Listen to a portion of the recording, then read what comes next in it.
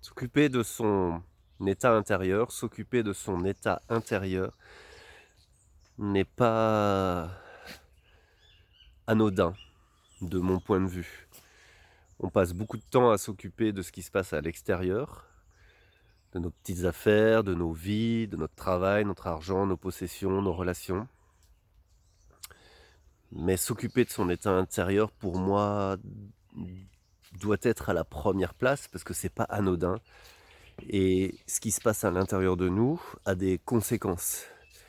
Et quand on se sent pas bien, parce qu'on laisse traîner des pensées qui ne nous vont pas à l'intérieur de nous, ben ça ressurgit sur notre visage. Et donc ça ressurgit surtout quand, quand vous êtes pas bien. Forcément que quand on va vous dire quelque chose, vous n'allez pas pouvoir prendre de recul, ou quand vous allez apprendre une nouvelle, vous allez être affecté. Et donc s'occuper de ce qui se passe à l'intérieur est primordial. Quand à l'intérieur vous trouvez la sérénité, c'est-à-dire l'espace en vous où il y a la sérénité, si je peux parler comme ça, tout le reste à l'extérieur va déjà forcément beaucoup mieux.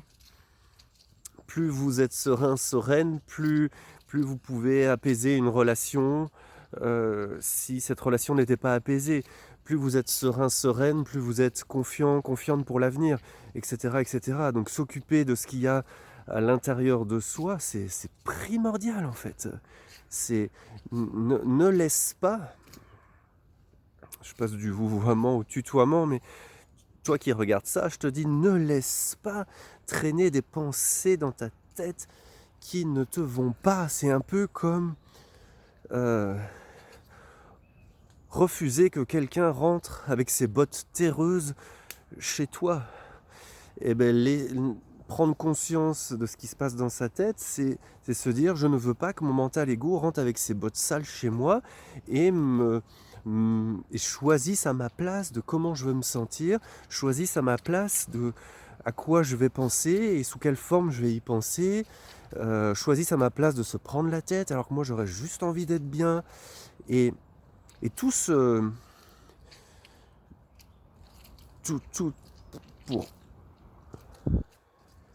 pour tendre vers ça, pour arriver à ça, le premier pas, c'est de prendre conscience que nous ne sommes pas nos pensées et que nous ne sommes pas cette machine à penser, et que juste prendre conscience que c'est votre mental, qu'on appelle aussi l'ego, qui fait tout ça.